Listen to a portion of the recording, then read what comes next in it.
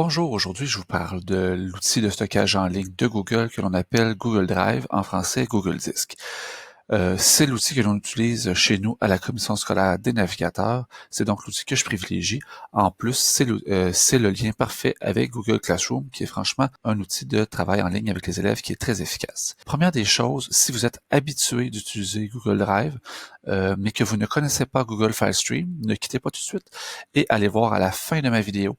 Je vais mettre un lien dans les commentaires par rapport à Google File Stream si vous ne le connaissez pas encore. Donc, Google Drive, connaître l'interface. Première des choses ici, Google Drive, en cliquant dessus, peu importe où est-ce qu'on est, on revient toujours à cet écran qui est l'écran d'accueil. Avec le petit plus ici, on peut créer de nouveaux fichiers. Donc, on peut créer, par exemple, importer un fichier de notre ordinateur, on peut importer un dossier directement de notre ordinateur, et on peut créer des dossiers pour organiser notre drive, créer des documents doc, des documents sheets, des documents slides, et en cliquant sur le petit plus, toute une autre série différente. Le plus intéressant, selon moi, étant les Google formulaires, aussi appelés Google Forms, qui feront l'objet d'une autre capsule par la suite. Ensuite, si on descend, mon drive, ce sont mes fichiers qui m'appartiennent, qui peuvent être partagés, mais qui sont ma propriété. Lorsque je clique sur la petite flèche à gauche, je peux faire défiler déjà ma série de dossiers ici. Je peux la faire défiler directement ici en cliquant sur la petite flèche. Les drives partagés, qui sont des drives d'équipe, c'est-à-dire que ce sont des fichiers que vous pouvez aller placer là. Si vous n'êtes pas administrateur, vous ne pouvez pas les déplacer, vous ne pouvez pas les supprimer. Cependant, vous pouvez participer et modifier. Ça participe beaucoup au partage d'informations à l'intérieur d'une équipe école. Ensuite, si je descends dans l'interface, j'ai les ordinateurs. Donc, c'est une connexion directe aux autres ordinateurs que vous possédez et où est installé Google File Stream. Le dossier partagé avec moi, je vais vous y revenir. Mes fichiers récents, mes fichiers suivis. Donc, dans ce cas-ci, c'est des fichiers sur lesquels j'ai mis une marque et je veux les retrouver facilement. Et si ce sont des films que j'ai enregistrés pour mes enfants, j'ai ici ma corbeille où je vais retrouver les fichiers qui ont été récemment supprimés. Donc, quand quelque chose n'est pas quand quelque chose est supprimé dans Google Drive et n'est pas supprimé pour toujours, on peut le récupérer là, mais on peut aussi vider la corbeille pour faire de l'espace disque et effacer définitivement des fichiers. On voit ici votre espace de stockage, à savoir lorsque votre commission scolaire est abonnée à Google Drive, vous bénéficiez d'un espace de stockage illimité, car on sait que les fichiers qui sont partagés par les élèves peuvent être parfois très lourds, donc vous avez un espace qui est illimité. Ensuite, je vais revenir. Partager avec moi. Ça, c'est ce dont on me parle le plus souvent. L'onglet Partager avec moi, c'est là que se ramasse tout ce qui vous est partagé par les élèves, par les enseignants. Lorsque vous cliquez sur des liens Drive, tout ça se ramasse là. Si c'est un fichier que vous comptez utiliser de façon régulière, ce que je vous suggère, c'est d'aller le classer dans votre disque. C'est-à-dire que vous allez faire un clic droit sur votre fichier et vous allez faire déplacer vers et sélectionner un endroit sur votre Google Drive où vous voulez le déplacer dans un fichier, dans un dossier, etc. Lorsqu'on a sélectionné le bon dossier, on clique sur déplacer ici. Parce que partager avec moi, c'est une boîte de réception et ça devient rapidement, on va le dire, un foutoir. Je vais revenir à la page d'accueil avant de vous parler des fonctionnalités dans Drive. Donc, à la page d'accueil, qu'est-ce que vous allez retrouver? Deux choses. Les fichiers prioritaires, c'est-à-dire les derniers fichiers sur lesquels vous avez travaillé ou qui ont été modifiés par vos élèves. Et vous avez aussi le dossier, l'espace de travail. Les espaces de travail, vous pouvez en créer plusieurs. Et c'est un endroit où vous allez retrouver euh, des fichiers que vous voulez retrouver rapidement. Donc, quand vous ouvrez Drive, vous avez directement les espaces de travail de disponibles. Vous pouvez mettre jusqu'à 25 fichiers dans un espace de travail et les retrouver rapidement. Ensuite, lorsque je vais sur mon Drive, donc à savoir comment on gère les fichiers. Donc, par exemple, si je vais dans mes fichiers, je vais aller dans un dossier particulier, je vais aller dans mes cours, je travaille avec des numéros, je vais aller dans mes maths de secondaire 2, et je vais aller par exemple dans mes notes de cours. Donc dans Global, j'ai mis des notes de cours. Donc vos fichiers que vous avez là peuvent être en différentes versions pour les gérer. Donc, supposons que je prends mes notes de cours 2019. Je vais faire un clic droit sur ce PDF-là. Donc, qu'est-ce que je peux faire? Je peux faire afficher un aperçu de mon fichier. Je peux décider dans quel outil d'annotation ou de lecture je peux l'ouvrir. En cliquant sur le petit plus, je peux partager à un collègue.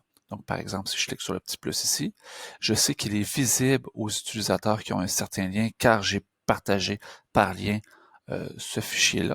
Cependant, je pourrais rajouter des utilisateurs, par exemple ma collègue Diane Nadeau.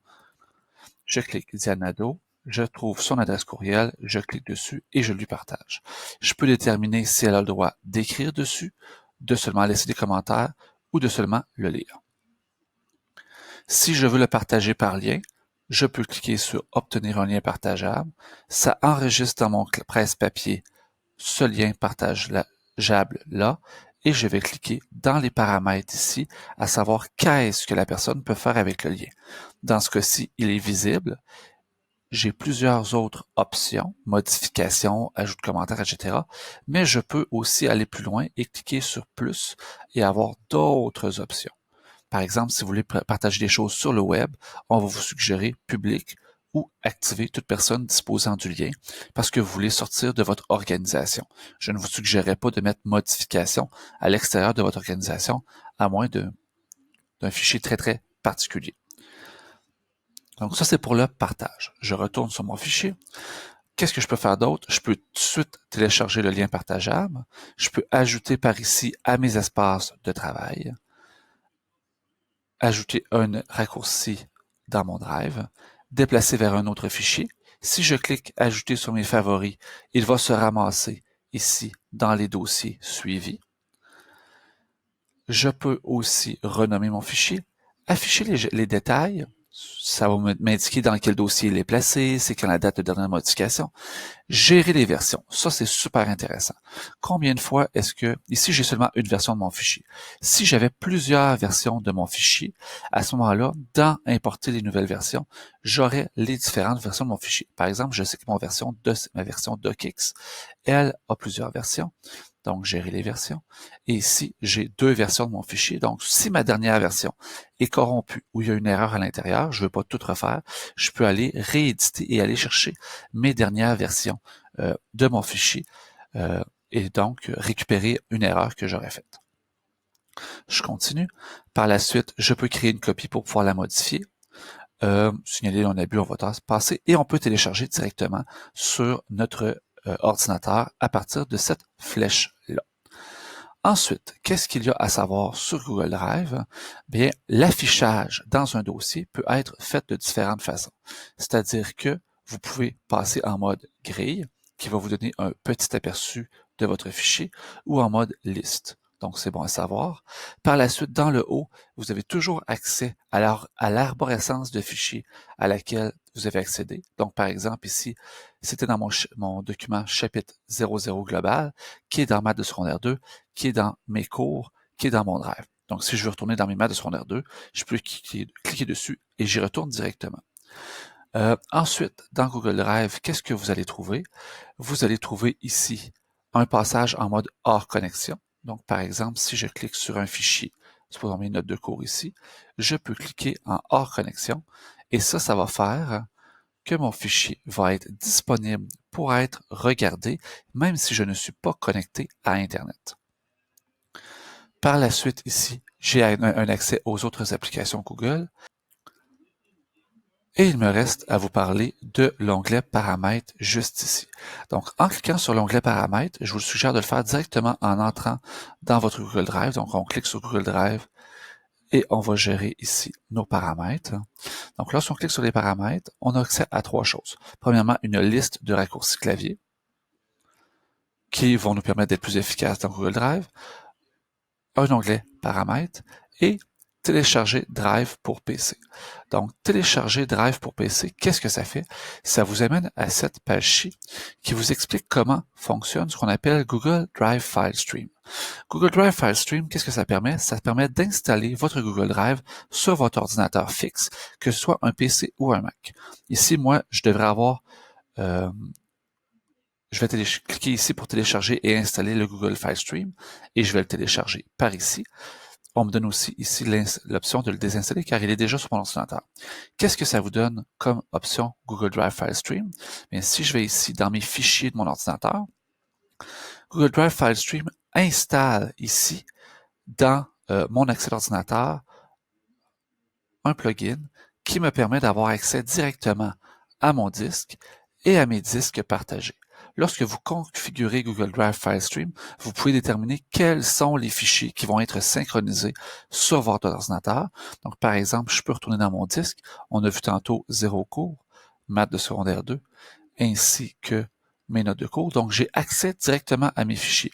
Donc, si vous travaillez avec des fichiers Office, c'est particulièrement intéressant parce que à ce moment-là, vous pouvez, par exemple, modifier directement des documents Word sur votre ordinateur et vous aurez toujours et enregistrer directement et vous aurez toujours la dernière version de disponible sur votre Google Drive. Donc, Google Drive File Stream, si vous avez un ordinateur fixe et que vous travaillez sur Google Drive, c'est un must. Vous devez absolument avoir ça sur votre ordinateur.